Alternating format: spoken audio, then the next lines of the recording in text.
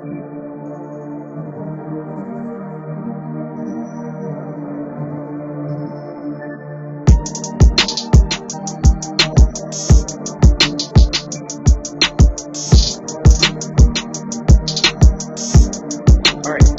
so we're going to get started. Thank you everyone for joining. Thank you for your patience. Really excited to present our content today, which is our webinar for October. That's part one of a two-part series. We're going to be talking about unpacking career success barriers for people who stutter.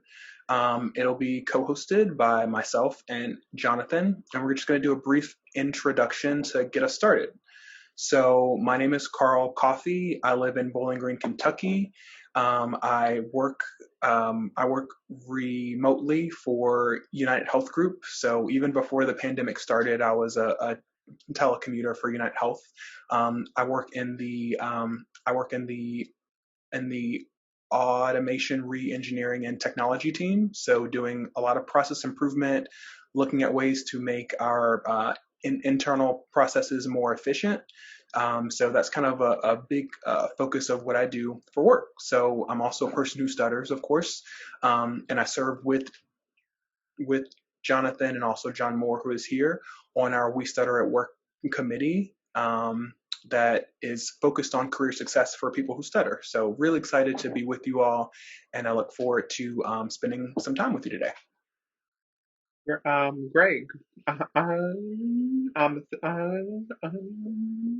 Thanks, Carl. I'm Jonathan Lazenby, and I am a community employment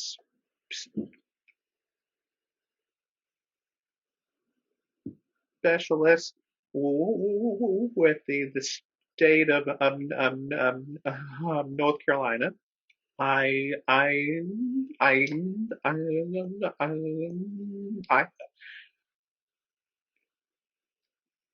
I I help people with disabilities such as blindness and visual impairments find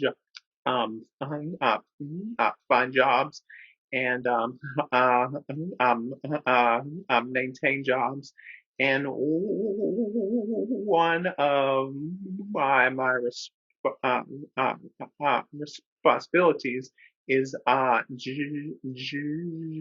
job development, and it's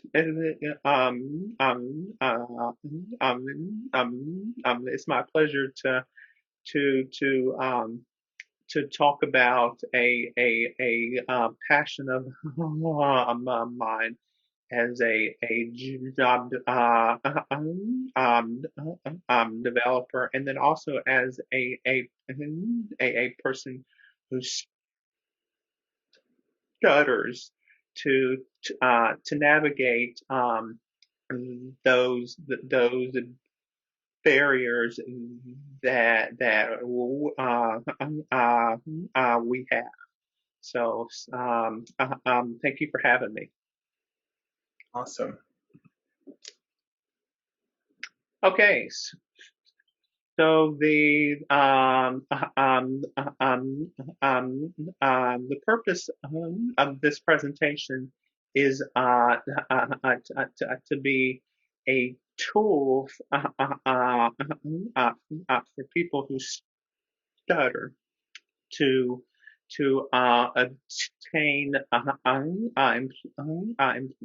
employment skills.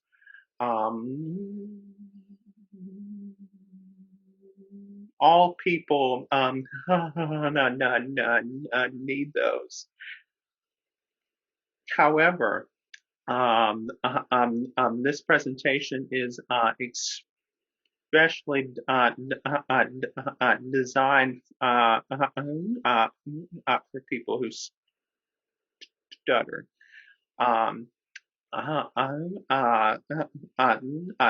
This PowerPoint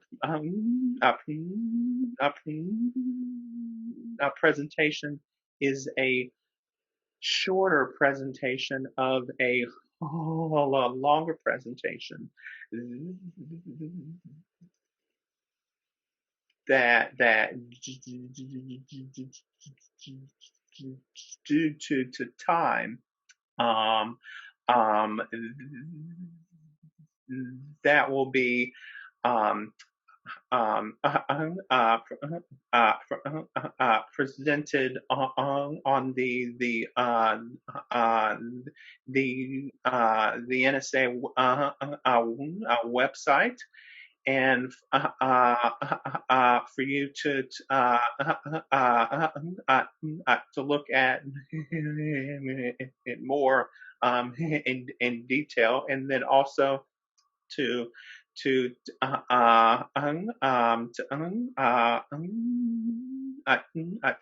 to email us about also, and our presentation is based on the North Carolina Department of of Health of Health and Human Services, uh, uh, uh, uh, uh, uh, vocational rehab and program here in North Carolina. All right, Awesome. back to you, Thanks, Carl. Jonathan. You're welcome. So today we're going to talk about really important information, as Jonathan said, and we're going to start with what every job seeker needs to know. So in order to be successful in your job search, there's a few important things to take into account. Of course, the main thing is your skills and abilities. So what types of experiences have you had? What types of skills have you learned that are going to make you a great candidate, but also a great employee when you do land in your role? Also important to understand, what are some jobs that you're interested in?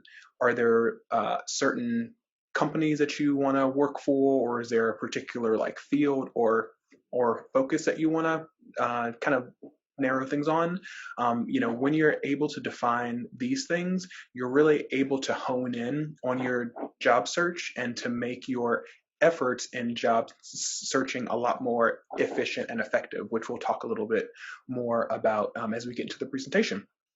But also important to consider are what are some available companies and industries that are in your area.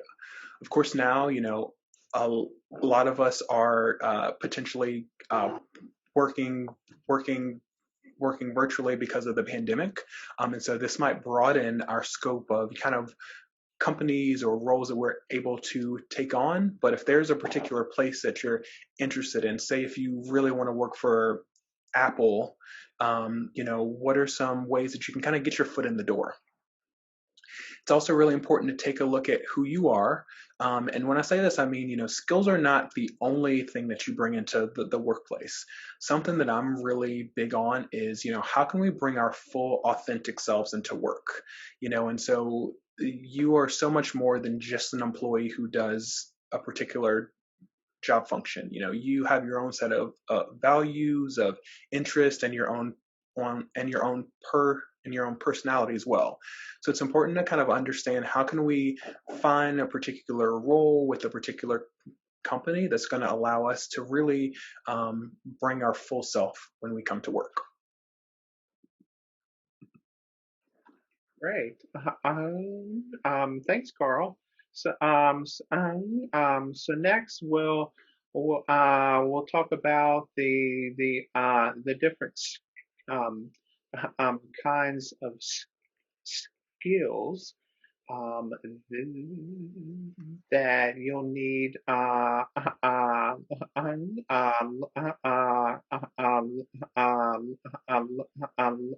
looking for jobs. And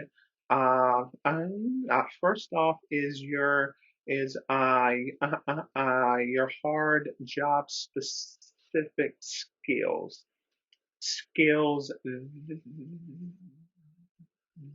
that you you learn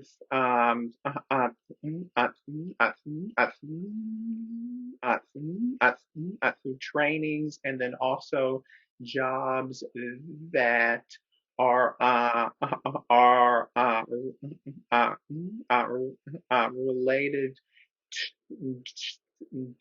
to the job that you're trying to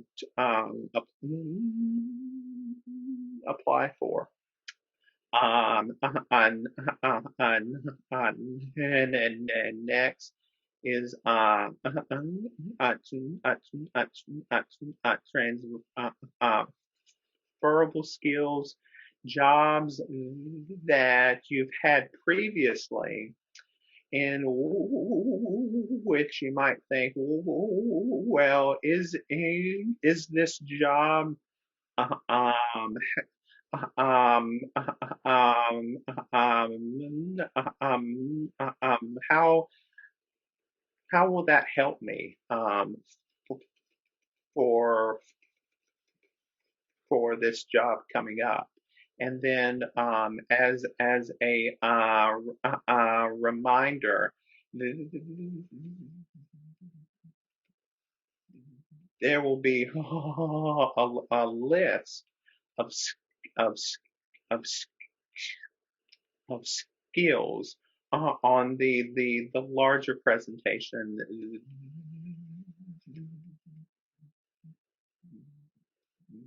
that will be posted on the website. And then lastly, as Carl brought up, um, soft skills is skills that is your personality, your attitude, your behavior. Um, those skills are are expressed during the uh, uh, uh, uh, the interview process, and that will be in part two. Awesome. Thanks, Jonathan. So here are a few tips for researching jobs in the job market. So first off, I'm going to define what a job market is. So job market is where, as a job seeker, you'll go to find a job and jobs that are available from employers. And we define a job market by particular personal factors such as, how far you're willing to travel for work, kind of what you want to do for work. Is there a particular, as I said before, company that you want to work for? A job market can also be defined by particular community characteristics, such as, what industries are available within a physical area. So we can look at it, for example, if you live in the Detroit area, some place that's really big for and well known for the manufacturing industry, you can expect to probably find a larger amount of these type of jobs in that particular community. And now I want to talk about why a job market is important. It's really important that as a job seeker, we're aware of the type of jobs that are available so that we can really be realistic about our job search. It might be easier to, as I said, going back to that example, find a manufacturing job in Detroit rather than finding a job as a music producer. Of course, you can still find these type of jobs, just might take a little bit more, work to really search for what you want to be doing there. It's really important also to understand that when, as job seekers, we explore our own interests and our abilities, then we can address other things like, like like uh, like transportation and childcare, things that would really be important to us as a job seeker. Um, my computer apparently thought I was trying to ask Siri for something, so it's popped up on my screen. So hopefully it'll go away soon. But anyway, um, so when we look at how to find a company or how to find out about a company and how it's doing its plans, there's a few ways that we can go about doing this. We can the company's look at the company's annual report. We can look to see if it's been mentioned in the business pages of a local newspaper, and also checking online with the local chamber of commerce, as they might have information as well. I'm gonna stop sharing for one. Oh no, here we go. All right, it's gone. To you, All right, Jonathan. great. So next up, we'll talk about the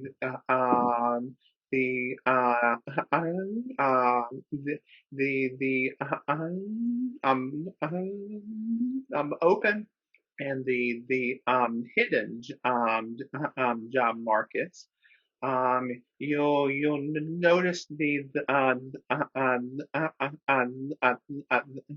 picture here of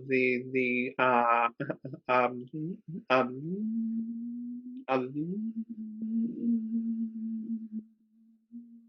of the iceberg here, and the hidden job market is vast, and it has a lot more jobs than people realize, and it's jobs that are in your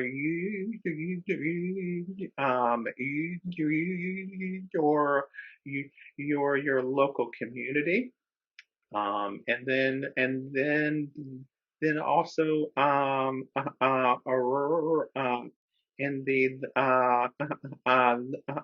the country.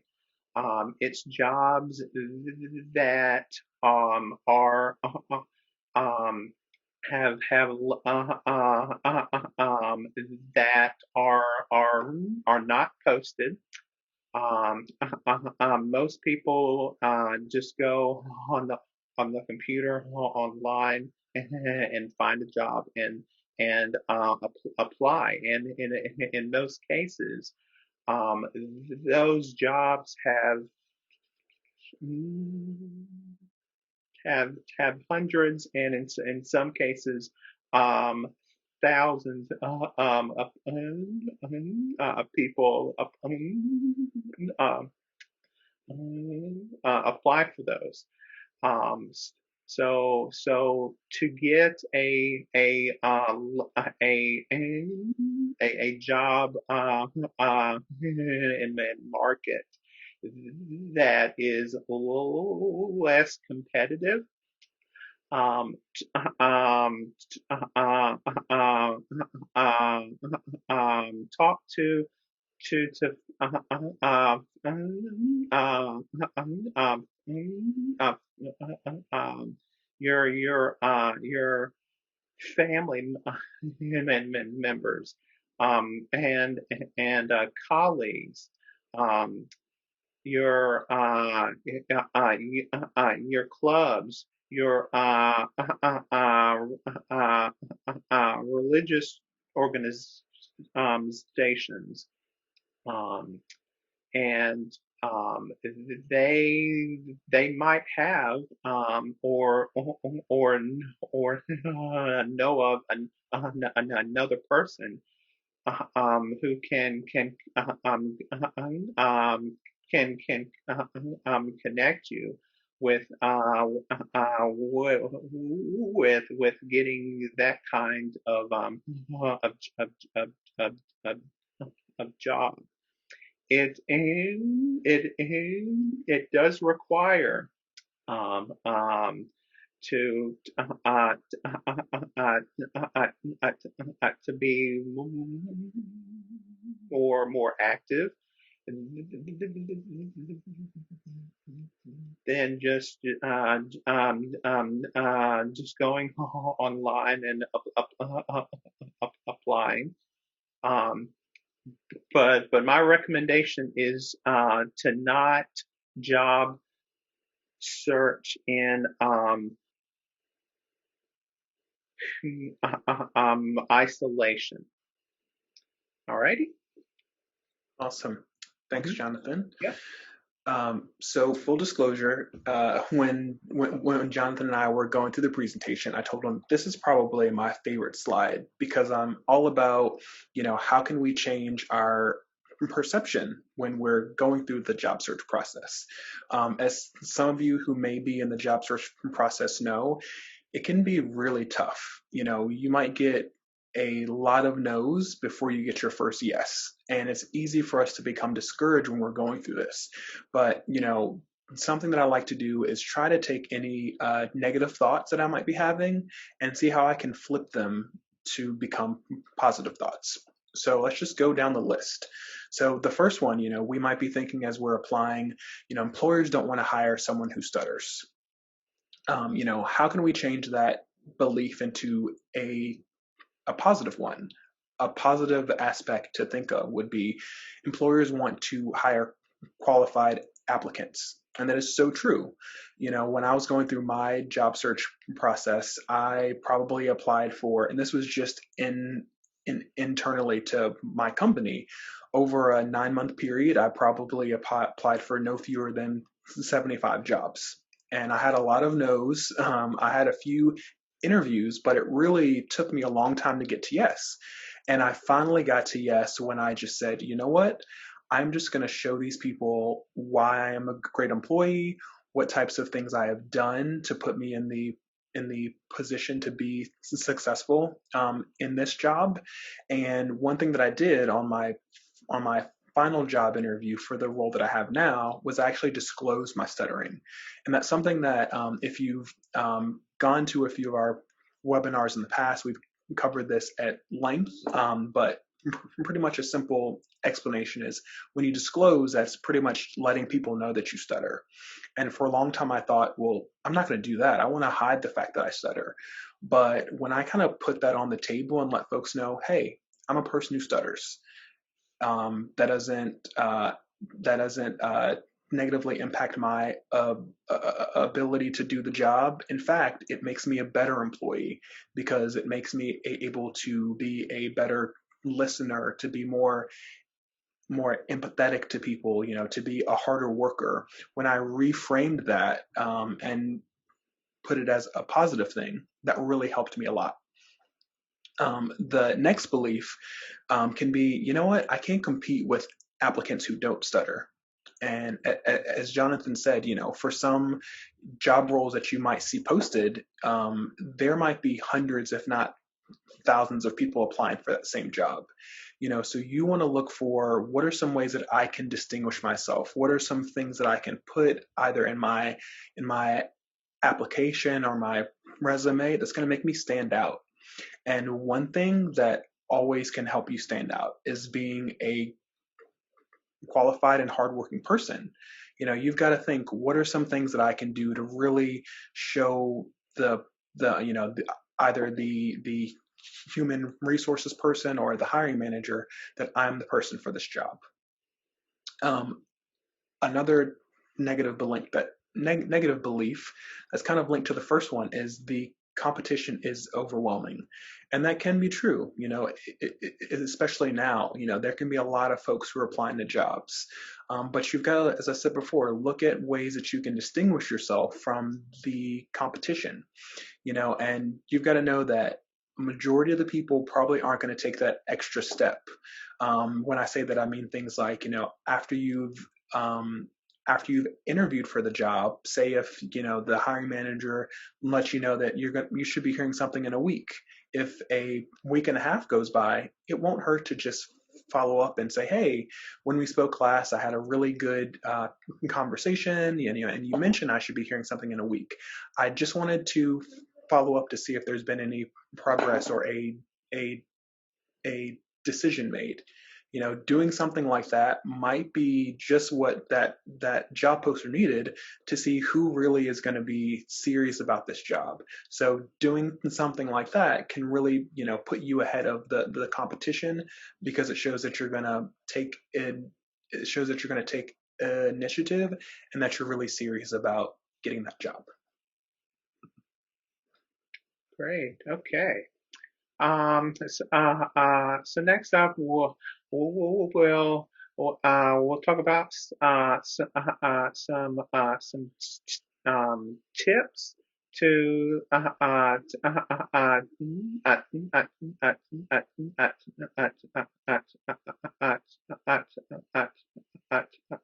to keep up your spirits and your self-esteem, because that is one of the primary um, uh, difficulties in in looking for a job. Um, and then the tips are to look for people around you as a job search um, team,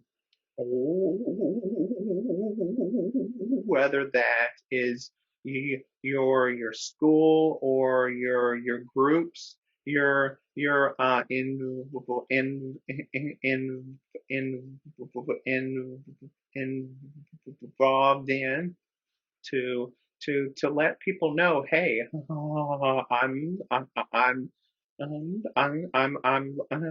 I'm looking for a job in this field.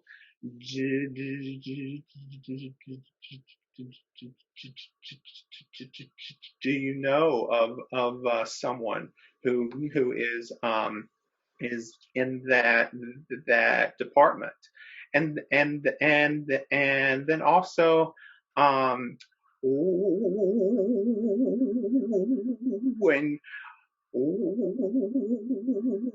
when you do get rejected, and everybody gets rejected,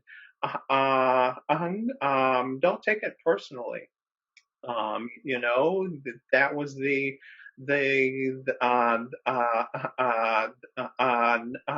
not the right employer um, for for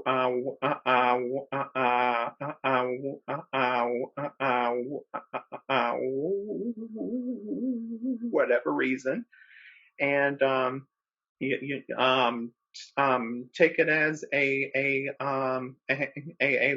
learning experience. Um, uh, uh, uh, uh, uh, like Carl, um, I had um, um, um, 13 interviews across North Carolina, and I was talking, yeah, just like this now. Um, but I I've maintained my confidence in my education, my abilities, and my confidence, and and that's what helped me get the job now.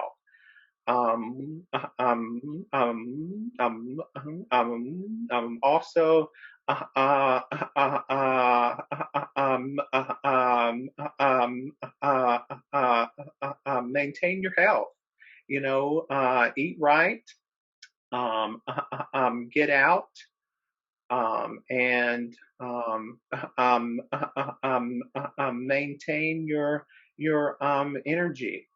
Get up every morning, get dressed, and get dressed like you're going to work, because you are, because your job is to uh, uh, uh, uh, uh, uh, uh, uh, to look for a job. And then, as I talked about earlier, look for for support, and family members, and friends who will keep you motivated. Also, keep in mind, there are um, thousands of of of people who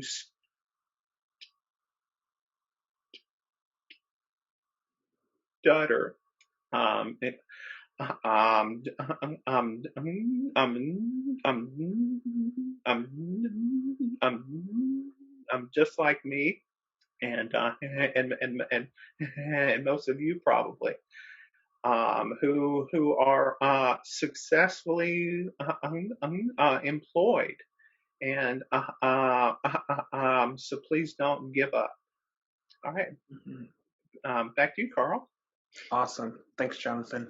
And I just want to take a little time to kind of focus on that last point of what you said. There's so many people out here who stutter, who have amazing jobs, who are in the field that they went to school for, or who are doing things that they're passionate about. I would encourage you to check out our website. It's westutter.com/career success. We'll post that link in the chat. If John hasn't done that already, he's usually really good about that. But we actually have career profiles from people who stutter, that are in different fields, and they have certain jobs, and we did a little interview with them to kind of ask them about what they do for work, how they got started, what are some of the obstacles that they face and overcome every day. And for me, just going through that list, we have a lot of folks and are getting new submissions, seems like every week. It's really cool to just see the different types of companies folks work for, the things that they're doing. It's really encouraging. So if you haven't checked that out, I'd encourage you to take a look at that as well. So to kind of continue, I'm going to talk about some suggestions to help you to take an active approach to your job search. And a lot of these really mirror and kind of add to what Jonathan was just talking about in the previous slide. But I think it's really important to try and devote, time each day to searching for jobs. As we can both tell you, when you're applying for jobs, that can feel like a full-time job in and of itself, just in terms of looking for jobs, tracking what you've done in terms of who you've talked to and kind of which ones you've applied for, preparing, your resume, actually going on the interview process. It can be a really long process. And so, you want to make sure that the way you approach this is really smart and really efficient. It's also important to identify multiple methods and sources for finding job leads. As Jonathan had mentioned before, there's kind of an entire market of jobs that we may not see online or on LinkedIn or different places when we're searching. But if we have friends or family who are working for a certain employer or who are doing a certain thing, we can really use them as a resource to see if they have any leads for jobs, or if they know of anything or a particular company or team that may be looking for work. So it's really important to use the resources that we've already got at our disposal to help us in getting that job. Also, being assertive and willing to take risk that make the most sense. So when I say that, I mean things like, um, what are some things that you can do to help yourself stand out? I've said that before, kind of looking for ways that we can truly differentiate ourselves. So is there a certain, is there a program that you've been wanting to learn and now you've got some time that you can kind of um, invest in that? What are some things that we can really do to help us kind of um, best market ourselves so that we can truly show that we're the best candidate for a job? And it's really important that no matter what happens, no matter how many no's you get, no matter how many times you get ghosted, which doesn't just happen when you're dating, also happens when you're applying for jobs. Trust me, I've been ghosted. It's really important to remember, you've got to keep moving forward towards your goal. I remember I had a job interview where I was thinking as I was doing it, I was like, gosh, this is not going well. The guy who's interviewing me is cutting me off. And I just thought, like, there's no place that I want to be rather than just anywhere else than where I am right now. I was just thinking, well, based on this first experience that I've had with this person that I'm interviewing with, doesn't seem like it's someplace where I'd want to be. If this person doesn't respect me enough to give me the time to say what I want to say, if they are being very short with me or just doesn't feel like it's a good fit, then that right there is a sign that, what, even if I do get an offer, is this really someplace I'm going to want to be? Is this going to be a place that is going to kind of help me towards my goals? So things like that are really important to consider, when we're going on our job search and also, going through that interview process. So I'm gonna actually take a break right now, and I'm actually gonna stop sharing. We actually are gonna have this presentation included in the resources that we share when we upload all of the items to our website. But I really want to take a chance for us to do a Q&A and to kind of talk to you guys, see if there's anything that's on your mind, see if you have any questions on what we've covered. So if I can figure out how to stop sharing. Yep, there we go.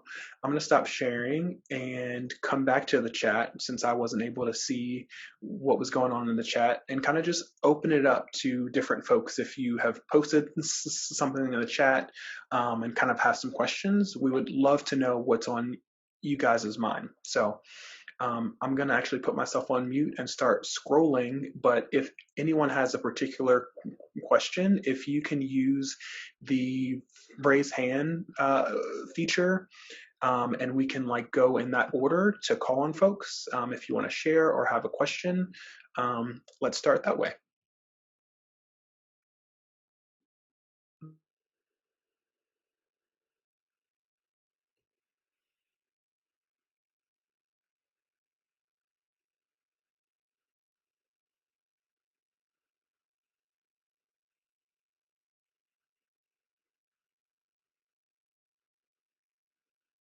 Carl, I can't find the raise hand feature, so can I just ask or comment? Oh, sure. Go for it, Pam. Yeah. So hi everyone. I'm Pam. I'm from the NSA as well, and I was just able to join now. But I heard Carl or Jonathan or both of you say that find a way to stand out. And I wrote in the chat box, stuttering is what makes us stand out. So and our stuttering makes us memorable. So years ago, I would have totally cringed at that. Like, I don't want to be known as the lady that stutters. But now in this later stage of my life, I want people to remember me. And if they remember me because I stuttered, that's okay. So I'm just kind of curious, maybe, what others think of that. Yeah, that's a great question, Pam. Thanks for asking that, kind of starting that conversation. So I see Rachel posted in the chat. Is it okay to give a heads up before an interview with an email saying that you are a person who stutters? And this is really interesting. I'll give one perspective, and I invite other folks to share as well. So something that I've done because I'm involved with the NSA, which is the National Stuttering Association, I actually put on my resume my experience as a chapter leader and also my experience with serving on the board. And this for me is a really good way to kind of disclose the fact that I stutter and to also invite the conversation during an interview, because most folks will probably not know what the NSA is, or they'll want to get more information about it. So me being able to put that on my resume before I apply can let folks know, that I'm involved in this and it's something that I'm really passionate about. And that can just be a really organic way to kind of start the conversation and talking about stuttering in a way that doesn't necessarily feel forced. Yeah,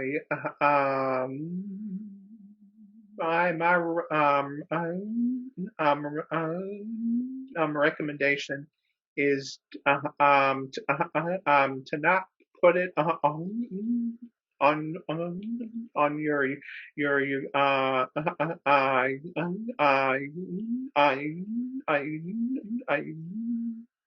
your resume, but to put it as a means of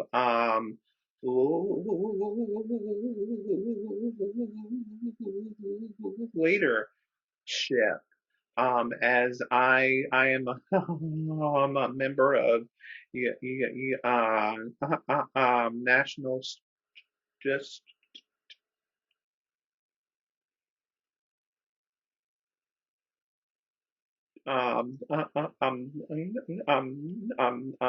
this group here, and you use it as a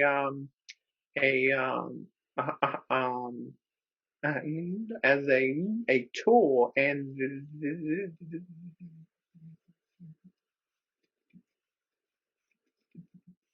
then in the interview, also address it as a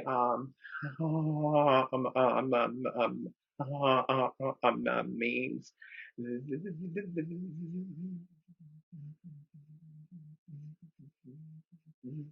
that will uh, uh, uh, uh, uh, uh, will make you more marketable, because that's the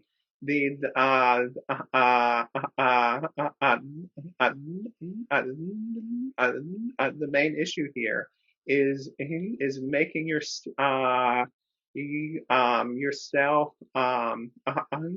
marketable. That's a really good perspective, Jonathan. Thanks for sharing that. Mhm. It looks like we got a couple of questions in the chat, and really, really good questions. Folks have asked, when you're applying for jobs, oftentimes kind of close to the end of the application is where I've seen it, but it'll be a place for you to self-identify if you're a person with a with a disability. And they're wondering, should you check yes to say that you do have a a disability, or should you check no? And I've been really curious about that myself. So I'm kind of curious to what others think about that. I won't immediately share my perspective, but I really want to know what others think, or maybe what you've done yourselves.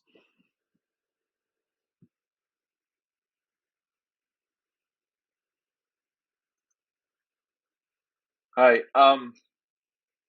Before, when I would fill them out a long time ago, I would always put that I do not. because at the time I was trying to get speech therapy under insurance. It wasn't considered a disability, so I always put no.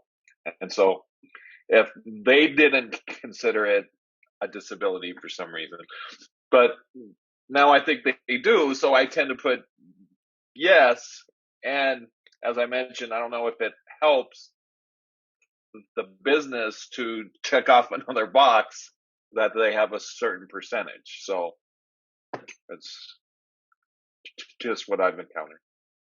Although I've sent out a lot of apps and I've only had like one or two callbacks. So I think Jonathan's point on getting out there to network. However, this is probably the toughest time to get out and network because there's no meetups or anything. So I guess trying to find things online or in Zoom and so forth. But yeah, that's made it pretty hard. Well, Yeah. for me, I'm sorry, Carl. Nope. I was just Okay. going to say it looks like we've got a lot of discussion on this in the chat. Yeah. So this is really a topic that people find important. So I'm glad we're talking about it. Yeah. In my case, because it's in government, it's encouraged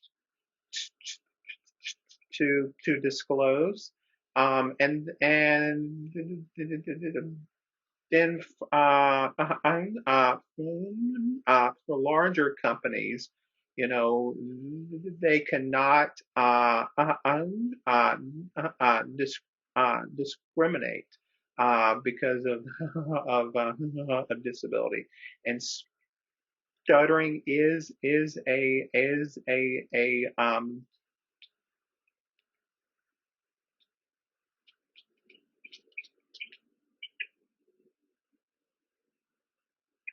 documented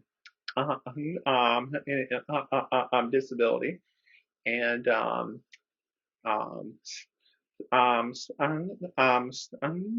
so yes, and then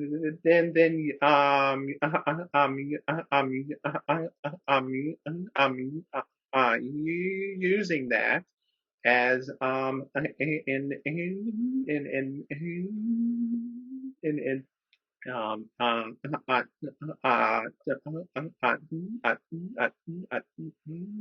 to make you more marketable is is is better than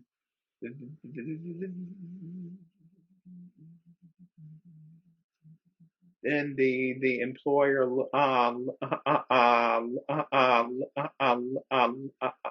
looking at it as a lack of abilities or a liability.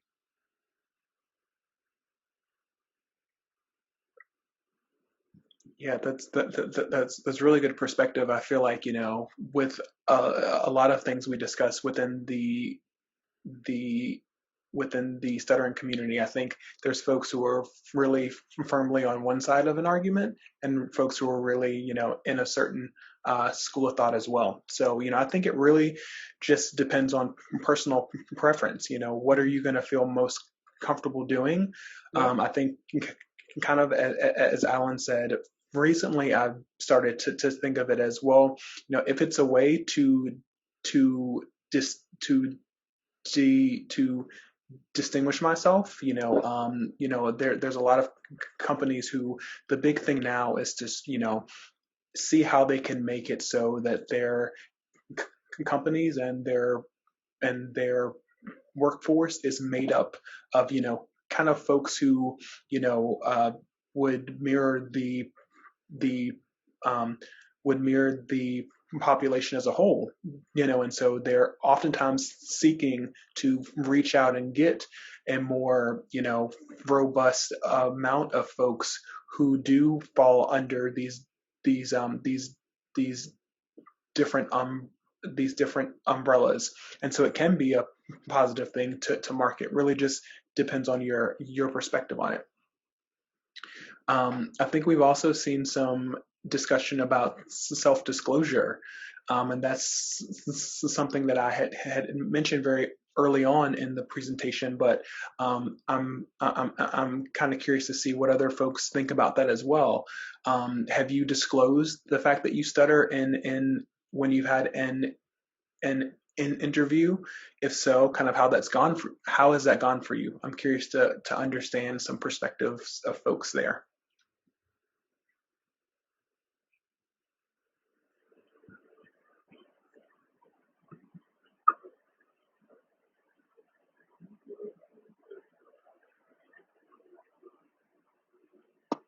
Hey, I can speak on that. This is Duran. I'm in Missouri. I had said in the chat, and I'll share, verbally that I've disclosed my stuttering during an interview, and it definitely kind of helped put me more at ease, because as you I believe shared, like when we kind of put the stutter basically out in the open and not trying to hide it. I think I don't know. I think that does more for us than it does for the listeners. Um, and because that kind of builds confidence. And I think that helps to kind of have more fluent speech, or the type of speech that we aim for. So those are my thoughts. So thank you for sharing those thoughts. I really appreciate that perspective. Is there anyone else who kind of has had an experience that they want to share, or some thoughts about disclosure? Yes, absolutely. I actually say that it is essential to say that you have a speech impediment, and if it is acceptable for your role. If it isn't acceptable, then the role is not an okay fit for you, and you will not be actually really happy in that role. So I would actually say that it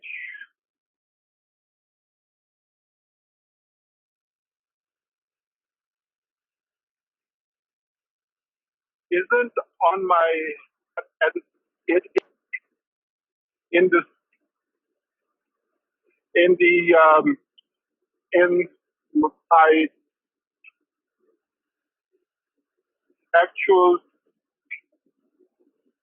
speech, and it is really helpful to know that the role will be really helpful. I have had actually roles in the pet, in the justice, in labor, where they know that I have a speech impediment, but they still have actually recruited me. And the recruitment is on my abilities. It doesn't actually, it isn't actually a, if I can actually do the job, the role, they essentially do not care. So that is actually really, I would actually say that uh, it is actually really in excellent and really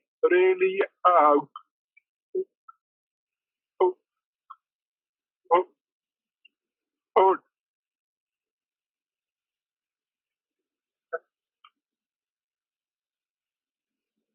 okay. Awesome. Great. Thank you for sharing that photo. I'm sure since you're by phone and not video, you might not be able to see my expressions. But when you were speaking, I was doing a lot of nodding because these are definitely some of the same perspectives that I've had. For me, when it comes to disclosure, I found that it allows me and also the listener as well to focus on what I'm saying and not necessarily how I'm saying it. And I think as someone has said in the chat, it really, as Pam said in the chat, when folks see that we're okay with it, it allows them to kind of follow our lead. So I think that disclosure, as someone else said in the chat, can be a topic that we can spend lots and lots of time on. But it's been really neat to see different folks' perspective and their experiences as well. So we are almost to the bottom of the hour. We've got a couple of minutes left. I was just going to share with folks that this webinar I think has been one of our best attended, and it's been really great. So it's been great to see all of the folks who are here and want to get this information. As I mentioned, we're going to have this recording and also the resources that Jonathan and I have mentioned. We're going to have those available within a few days on our website. Also want to do a plug for, looks like Isadora had some really good news to share, that she was accepted into her first manufacturing engineering internship. So really great news. Congratulations on that. I think we can all give her a virtual applause. That's really cool to see. I was also going to share that we have an upcoming NSA Connects session this Thursday. It's at 8:30 p.m. and is actually going to be centered specifically on stuttering at work. So I encourage you guys, if you have not registered for that, I'm going to put the NSA's website in the chat as well to go online to check that out. Of course, John is on top of it as always. But just from my perspective, thank you everyone for joining. I'm going to let Jonathan say a piece too, and then we will end for the day. Cool. Back Awesome. to you, Jonathan. Yeah.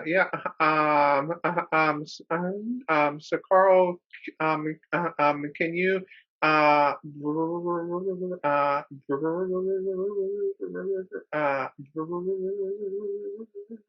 bring up back the presentation a bit? Sure thing. Give me one moment. Okay. I was muted. Great. All right. Okay, and we'll go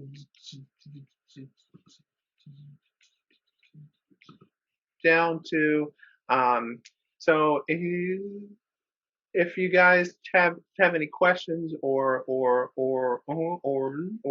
comments, you're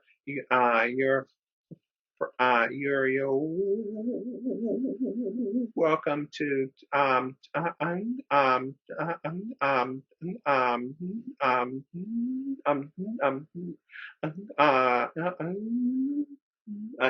to email me at my email here, and then also, if you have any any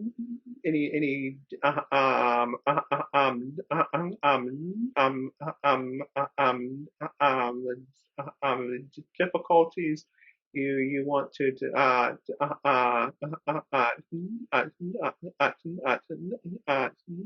talk about, we have our employment advocacy group here, and then also coming up will be part two, which we'll talk about the interview process, and then also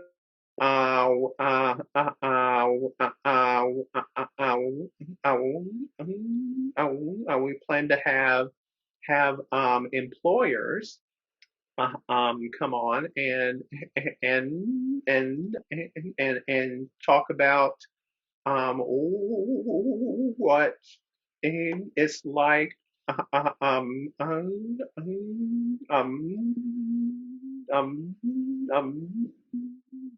hiring people who stutter. So, so